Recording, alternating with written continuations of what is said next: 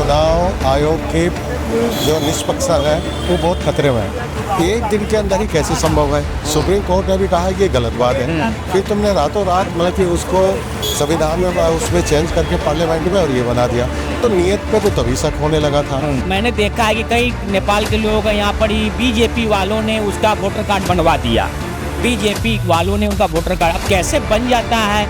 अब एक ही पते पे कई लोगों का बन जाता है। अब इलेक्शन कमीशन इसमें जांच करे क्या है क्या नहीं। राहुल गांधी ने क्लियरली आया है और उसका एनालिसिस दिखा है सबके सामने। आप भी दिखाओ, आप भी जवाब दो, अकाउंटेबिलिटी दो। हाँ, ये डेमोक्रेसी है, ट्रांसपेरेंसी दिखना चाहिए। हम ये मांग कहते हैं। हाल ही में राहुल गांधी ने प्रेस कॉन्फ्रेंस की और प्रेस कॉन्फ्रेंस पर चुनाव आयोग पर निशाना साधा। उन्होंने बाकायदा पूरी एविडेंस दिखाई, पूरे प्रूफ दिखाए कि किस तरीके से कर्नाटक और महाराष्ट्र में कहा कि चुनाव आयोग ने धांधली की, और जिस तरीके से उन्होंने 5 मुद्दे गिनाए, 5 पॉइंट्स में अपनी बात समझाई। उसके बाद आज पार्लियामेंट से कई सांसदों का दल चुनाव आयोग के दफ्तर पर आ रहा है। इस पर दिल्ली की जनता क्या कहती है, दिल्ली के लोग क्या कहते हैं कि राहुल गांधी के सवाल जो हैं वो कितने वाजिब हैं या नहीं, उनसे बात करते हैं। क्या नाम है आपका? सिराज साहिल। सिराज जी, जिस तरीके से चुनाव आयोग के ऊपर, उसकी मंशा के ऊपर राहुल गांधी ने सवाल उठाया, क्या मानते हैं वो सवाल कितने जायज़ हैं आज के संदर्भ में? मैं ये कहना चाहूँगा कि राहुल गांधी नेता प्रतिपक्ष हैं। उन्होंने जो सवाल उठाए हैं उन सवालों को गंभीरता से चुनाव आयोग को लेना चाहिए और उसका जो है सटीक जवाब देना चाहिए, तथ्यों के आधार पर जवाब देना चाहिए। और राहुल गांधी को एक तरह से एक्सपोज करना चाहिए कि एक स्वायत्त संस्था के ऊपर आप सवाल उठा रहे हो। पहला तो ये। दूसरा ये कि अगर चुनाव आयोग अपने सवालों के जवाब से बचता है तो उसकी प्रासंगिकता, रेलिवेंस के ऊपर सवालिया निशान लगता है कि तुम जब सही हो तो तुम उस जवाब को क्यों नहीं दे रहे हो। दूसरी बात। तीसरी बात, जो डॉक्यूमेंट चुनाव आयोग ने राहुल गांधी को स्वतः दिए हैं उन डॉक्यूमेंट के सत्यापन के लिए उनसे एफिडेविट फिल करना, मांगना, डिमांड करना यह न्यायोचित नहीं है। वो इसलिए नहीं है कि स्वतः प्रमाणित एक शब्द होता है कोर्ट की भाषा में। जब तुम्हारे ऑफिस का डॉक्यूमेंट ही अगला आदमी दे रहा है कि आपके ऑफिस में ये कमियां निकली, तो उसको आपको स्वीकार करना चाहिए। वो क्यों हुई, अधिकारियों की गलती से हुई या उस मकान में जहां 80 लोग दिखाए हैं राहुल गांधी ने, वो लोग किराए पे थोड़े थोड़े टाइम पे रहे और चले गए, तो वो जस्टिफाई हो जाएगा लोकतंत्र में, जनता के सामने भी कि राहुल गांधी भी बच जाएंगे कि मैंने जो 80 दिखाए थे वो जायज़ थे, लेकिन कोई 4 महीने रहा, कोई 6 महीने रहा, कोई 8 महीने रहा, तो उससे सांप भी मर जाएगा, लाठी भी नहीं टूटेगी। जनता की नज़र में लोकतंत्र की छवि भी बनी रहेगी, चुनाव आयोग की छवि भी बनी रहेगी, और नेता प्रतिपक्ष के जो सवाल है वो भी जायज मांगे जाएंगे कि उसने कागजों के आधार पे आरोप लगाए, कांग्रेस के दफ्तर में बैठ के तो टाइप करके फोटो बना नहीं लिए उसने। तो ये तो कॉमन सेंस की बात है। अब अगर भारतीय जनता पार्टी के समर्थित चैनल और उनके चाहने वाले इस चीज को गुमराह करके मनगढ़ंत स्टोरियां चला के कि चंडीगढ़ में भी ऐसा है, अमेठी में भी ऐसा है, आप बात संसद मार्ग थाने की करने के बजाय आप जो है पीरागढ़ी के थाने की बात करने लगो, ये चीज़ें न्यायोचित नहीं है, ये भ्रमित करने वाली बात है। पॉइंट टू पॉइंट बात करना है। इस तरीके से लगातार ये मार्च किया है और राहुल गांधी ने सवाल उठाए हैं, तो चुनाव आयोग के बारे में क्या मानते हैं आप? इसकी भूमिका को कैसे देखते हैं इस समय, वर्तमान समय में? मैं देखो, चुनाव आयोग की जो निष्पक्षता है वो बहुत खतरे में है। मेरे हिसाब से तो अब ये रिजाइन दे देना चाहिए इन लोगों को। हाँ, क्या व्यवस्था देखते हैं, कैसे सुधार आएगा, लोकतंत्र कैसे बचेगा? सुधार कैसे आएगा? पहली तो बात ये है कि जो अब वर्तमान सरकार है, इन्होंने एक बहुत बड़ा गलत काम करा है। आप लोग सब लोग जानते हैं, आप लोग पत्रकार हैं, कि जब इलेक्शन कमीशन का इलेक्ट किया गया था, इलेक्ट नहीं किया था, सेलेक्ट किया गया था, सॉरी, है ना, तो एक दिन के अंदर ही कैसे संभव है? सुप्रीम कोर्ट ने भी कहा कि ये गलत बात है, फिर तुमने रातों रात मतलब कि उसको संविधान में उसमें चेंज करके पार्लियामेंट में और ये बना दिया, तो नियत पे तो तभी शक होने लगा था। फिर एक तरफा मतलब कि जीत हो रही है, आप लोग को कहोगे कि नहीं दूसरी जगह भी जीत रहे हैं। यहाँ पर क्या है कि जो मुझे ऐसा लगता है कि जहाँ बहुत मार्जिनल चीज़ है, मान लो कि हमारे देश के अंदर कोई स्टेट है और स्टेट में हम 100 सीट पे मतलब कि इलेक्शन लड़ रहे हैं, उसमें 50 पे 51 पे हमें मतलब कि मेजोरिटी मिलती है, और किसी पार्टी को, मैं बीजेपी का उसका मतलब नहीं है, किसी पार्टी को 35 सीट मिल रही है और सिर्फ आना है उसमें, और उसका सहयोगी बाय द वे यहाँ बैठा है किसी भी पार्टी का इलेक्शन कमीशन में, तो उसको कितनी सीट चाहिए? 16 सीट चाहिए। तो 16 सीट पे उसे ये देखना है कि कहाँ कम से कम मार्जिनल है, ठीक है ना, उस मार्जिन को हम कैसे करें। तो जो राहुल गांधी ने मतलब कि किया है, उस हिसाब से लगता है कि हमको उतनी ही सीटों पे हेरा फेरी ज़्यादा करने की जरूरत नहीं है। 25 सीटों की बात उन्होंने कही है। नहीं, मेरा मतलब एक एग्जांपल्स है, उनका कोई लेना देना नहीं, मैं अपने व्यू से बता रहा हूँ कि हमें ना राहुल गांधी से लेना है ना किसी और से लेना है। हम ये कह रहे हैं कि इतनी ही सीटों पे यदि कोई कर दे, है ना, तो उसमें देश की लोकतंत्र कहाँ जाएगा, डेमोक्रेसी कहाँ जाएगी? आपकी और मेरी जो वोट है ना, वो भाई कहाँ जाएगी? वो तो मतलब निष्पक्ष हुआ नहीं। जहाँ की इलेक्शन कमीशन को निष्पक्ष होना चाहिए, रेफरी की तरह काम करना चाहिए, और वो आप कोई भी चीज़ को आउट दे दे रेफरी, है ना, और दूसरी को क्लियर आउट है और उसको कहता है कि नहीं आउट नहीं, आउट है, 2 इंग्लिश दिखा दे, तो भाई कैसे काम चलेगा? तो ये सारी किसी पार्टी की बात नहीं है, ये इलेक्शन कमीशन के ऊपर ही सारे सवाल हैं, और उसको ये जवाब देना चाहिए, पब्लिकली जवाब देना चाहिए, और बहुत अच्छे ढंग से जवाब देना चाहिए, क्योंकि आज उनकी जो विश्वसनीयता संदिग्ध है। डिजिटल इंडिया के समय में चुनाव आयोग ने जो डाटा राहुल गांधी को दिया, वो 7 फुट से ज़्यादा ऊंचाई है उस डाटा की। हाँ। राहुल गांधी की मांग है कि आखिरकार इलेक्शन कमीशन ऑफ इंडिया हमें डिजिटल डाटा क्यों नहीं था, डिजिटल वोटर लिस्ट क्यों नहीं था, डिजिटल हमें CCTV कैमरा फुटेज उपलब्ध क्यों नहीं करा रहा है? तो जो आपने प्रासंगिकता की बात की, जो क्रेडिबिलिटी की बात की, क्या वो से प्रभावित नहीं होती है? बिल्कुल होती है, 100% होती है। क्यों? क्योंकि इसलिए होती है कि ये किसके लिए बना है सब चीज़, ये आप और मेरे लिए बना है। इलेक्शन कमीशन, सरकार, जुडिशरी, सब किसके लिए बनी है? आम जनता के लिए बनी है। हम लोगों ने जो नीचे से ऊपर तक लोकसभा और राज्यसभा में लोग बैठ के और जो देश का भविष्य तय करते हैं, वो जनता चुन के वहाँ भेजती है, और यदि जनता के लिए वो काम ना हो, ठीक है ना, और कोई व्यक्ति ये कहने लगे एक बड़ी संस्था में जाके कि नहीं मैं तो केवल इसलिए नहीं दूंगा क्योंकि मैं कॉन्स्टिट्यूशनल बॉडी हूँ, भाई आप कॉन्स्टिट्यूशनल बॉडी ठीक है, लेकिन काम तो जनता के लिए है। यदि कोई आपकी जवाबदेही पब्लिक के लिए होनी चाहिए, और बिल्कुल क्रिस्टल क्लियर होना चाहिए। आज देश के अंदर जो फॉरेन पॉलिसी का सत्यानाश हुआ है कि जब सिंदूर का ये हुआ था, ऑपरेशन हुआ था, अच्छा हुआ है ना, लेकिन आज इंडिया के साथ कोई भी कंट्री खड़ा नहीं हुआ। USA मतलब कि पहले ही हमारे देश के अगेंस्ट है, उसने अभी 50% का टैरिफ इसलिए लगाया कि तुम लोग कमज़ोर हो।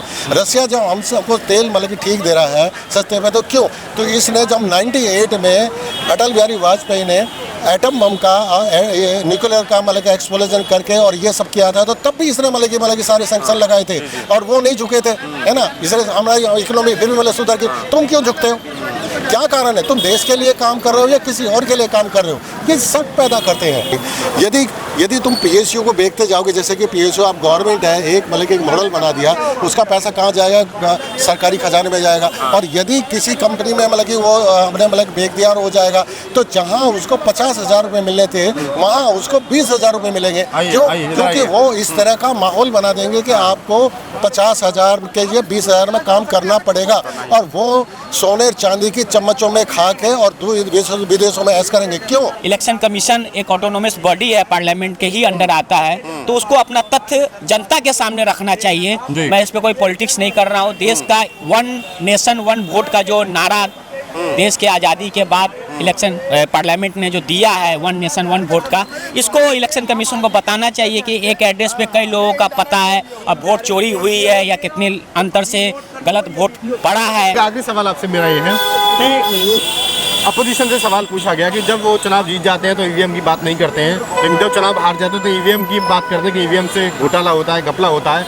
और बैलेट पेपर की व्यवस्था पे आना चाहिए। तो क्या है, वोट चोरी का मामला है कि जो एक ही पते पे कई लोगों का जो वोट बनता है, सपोज कि कोई व्यक्ति काठमांडू से दिल्ली आ जाता है और इंटर कंट्री माइग्रेट एक्ट के थ्रू मैंने देखा है कि कई नेपाल के लोग यहाँ पर ही BJP वालों ने उसका वोटर कार्ड बनवा दिया, BJP वालों ने उनका वोटर कार्ड। अब कैसे बन जाता है? अब एक ही पते पे कई लोगों का बन जाता है। अब इलेक्शन कमीशन इसमें जांच करे क्या है क्या नहीं। अभी जिस तरीके से चुनाव आयोग की मंशा पर राहुल गांधी ने सवाल उठाए हैं और विपक्षी दलों का मार्च भी है, क्या मानते हैं कि चुनाव आयोग की जो रिलेवेंसी है, जो क्रेडिबिलिटी है, वो कहीं प्रभावित हो रही है क्या? मैं यही कहता हूँ, मैं अभी तक यही कहता हूँ कि जब ने राहुल गांधी ने एक्सपोज करा है प्रेस कॉन्फ्रेंस लगा के, इसी ने अभी तक क्यों उसको डिबंक नहीं करा। आप भी आओ एक प्रॉपर एनालिसिस के साथ, प्रॉपर रिसोर्सेज के साथ आप भी आओ, आप भी डिबंक करो। नहीं, क्या दिया उसने जवाब? वोट करो। वोट वाली गेम नहीं है, उसने थोड़ी बोला है कि वोट करो। आप भी, राहुल गांधी ने क्लियरली आया है और उसका एनालिसिस दिखा है सबके सामने। आप भी दिखाओ, आप भी जवाब दो, अकाउंटेबिलिटी दो। हाँ, ये डेमोक्रेसी है, ट्रांसपेरेंसी दिखना चाहिए। हम ये मांग कहते हैं। आप डेमोक्रेसी की बात कर रहे हैं, लेकिन विपक्ष का आरोप यही है कि चुनाव आयोग के साथ मिलीभगत करके भाजपा डेमोक्रेसी का मजाक उड़ा रही है और डेमोक्रेसी का मखौल उड़ा रही है। हाँ, ये तानाशाही देख सकते हो आप क्लियरली। हाँ। जब तक यहाँ पे सिर्फ और सिर्फ गोदी मीडिया जवाब दे रही है, इसी से कुछ जवाब नहीं आया। हाँ। और आज 20 एमपीओ के अपोजिशन इंडिया ब्लॉक ने बुलाया है, हाँ। तो उसको भी आपने रोक दिया। हाँ। दिख रही है आपको डेमोक्रेसी यहाँ से कहाँ कितने खतरे में हो रही है। हम स्टूडेंट है यहाँ पे, हम प्रसाद नायडू हमारे जो लीडर है यहाँ पे, हमारी विद्यार्थियों को थोड़ा बहुत पॉलिटिक्स में दिखाते हैं। इनके आगे हम यहाँ पे आए और एज अ रिस्पॉन्सिबल सिटीजन या स्टूडेंट हम यहाँ पे आके देखना चाहते हैं या जब सवाल उठाना चाहते हैं इसी के ऊपर कि दो जवाब। क्या नाम है आपका? मेरा नाम हमजा खान है। हमजा, आप जो भूमिका को देख रहे हैं इस समय इलेक्शन कमीशन की को, क्या पाते हैं कि इलेक्शन कमीशन कितना निष्पक्ष है या उसके अंदर भी कोई ऐसा है कि वो झुकाव है? जो आज राहुल गांधी जी आकर यहाँ पे इलेक्शन मतलब वोट्स की मांग कर रहे हैं कि आप डिजिटल डाटा क्यों नहीं दिखा रहे हो। हाँ। क्योंकि इलेक्शन कमीशन से जाहिर सी बात है, लोकतंत्र का इलेक्शन कमीशन भी मजाक उड़ा रहा है। बीजेपी तो उड़ा ही रही है, क्योंकि बीजेपी की दोस्त तो डोनाल्ड ट्रंप है भाई। हाँ। वो तो मजाक उड़ाएंगे, तो उनके लिए कुछ नहीं है। दोस्त होती तो टेरिफ ही लगाते ना। बिल्कुल। कितना बजट पता है आपको, कितना अभी ये अमेरिका गए थे और इनके ऊपर लोन इतना आ रखा है ना, बहुत ज़्यादा, कि हमारी कमाई भी इतनी नहीं होगी। हम जिंदगी भर कमाएंगे, हमारी कमाई इतनी नहीं है। इन्होंने इतना लोन ले रखा और डोनाल्ड ट्रंप फिर भी दोस्त है इनके लिए। इनके लोकतंत्र कुछ नहीं है, भीम जी कुछ नहीं है, भगत सिंह कुछ नहीं है। इनके लिए सिर्फ ये नेता हैं। आप वो देख सकते हैं, रेखा गुप्ता ही 5 महीने में क्या करा, झुग्गियाँ तोड़ने लग गई। झुग्गियाँ तोड़ रही, गरीबों की घर बर्बाद करी और अपना भी महल बनवाया उन्होंने, पता नहीं कितने करोड़ों रुपए लगाकर। माया महल का नाम? माया महल क्या है? जिन गरीबों में तुम इनका हक मार रहे हो, उनके वोट चोरी कर रहे हो। जैसे आप बता रहे हैं कि 50 वोटर्स एक घर में, 50 तो कम बता रहे हो आप, 80+ वोटर्स मिले हैं घर में, 80+। और एक इंस्टाग्राम पे आप चलाते होगे, इंस्टाग्राम पे मैंने कल वीडियो देखी, तो एक लड़का होगा कम से कम 20 साल का, 22 साल का, 5 बार वोट डाल के आया वीडियो में, और वीडियो बना के मतलब फेम दिखा रहा है कि भाई देखो मैं 5 बार वोट डाल के हूँ, वो भी बीजेपी को। ऐसा गंदा काम चल रहा है इनके बीच, और ये कुछ नहीं बोल पा रहे। अगर जो बोल रहे हैं उनको उठा के लेके जा रहे हैं। जी, क्या नाम आपका? मेरा नाम Prasad Naidu ji, national OBC leader, New Delhi, Rajendra Nagar. जी जी जी। मेरा सवाल आपसे ये है कि राहुल गांधी की जो भूमिका है विपक्षी दलों के बीच कैसे देख रहे हैं, पहली बात। दूसरी बात, जिस तरीके से पूरा इंडिया ब्लॉक आज प्रदर्शन कर रहा है इसके लिए, चुनाव आयोग के लिए कि भाई चुनाव आयोग डाटा क्यों नहीं दे रहा है, कैसे देख रहे हैं? अभी अलग अलग राज्यों को, कर्नाटक, महाराष्ट्र, यूपी, मध्य प्रदेश, राजस्थान स्टूडेंट्स लोग आए हैं। अभी राहुल गांधी मदद किया, अभी ज़्यादा प्रॉब्लम किया इंडिया कोर्ट में अभी सपोर्ट करना में। अभी प्रियंका गांधी आया, राहुल गांधी आया, अभी पुलिस वाला प्रॉब्लम किया, कैसे क्यों वो वोट छोड़ दिया अलग अलग राज्यों को, कैसे ज़्यादा प्रॉब्लम किया। तो पुलिस वाला अभी ज़्यादा प्रॉब्लम किया। अभी वो 1 घंटा राहुल गांधी बैठे, 1 घंटा प्रियंका गांधी बैठे, 1 घंटा अखिलेश यादव बैठे, वो ज़्यादा प्रॉब्लम किया। कैसे वो इलेक्शन कमीशन कैसे क्या काम करना। अभी रिसेंटली क्या हुआ है, तो इलेक्शन में इसका ज़्यादा वोट फेक वोट दिखा रहा है। रिसर्च किया राहुल जी ने, तो जितने भी एक फैमिली से 100 वोट दिखा रहा है, तो ये एक फैमिली में 100 लोग थोड़ी हो सकते हैं सर।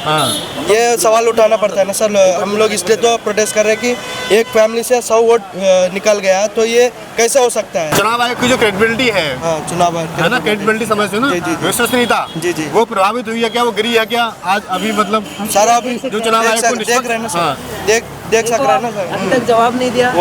देखो आप ये क्रेडिबिलिटी की बात कर रहे हो, तो क्रेडिबिलिटी जवाब कौन देना है? इसी दे रहा है। कितने घंटे हो गए एक्सपोज करके दे रहा है। जवाब कहाँ से आ रहा है?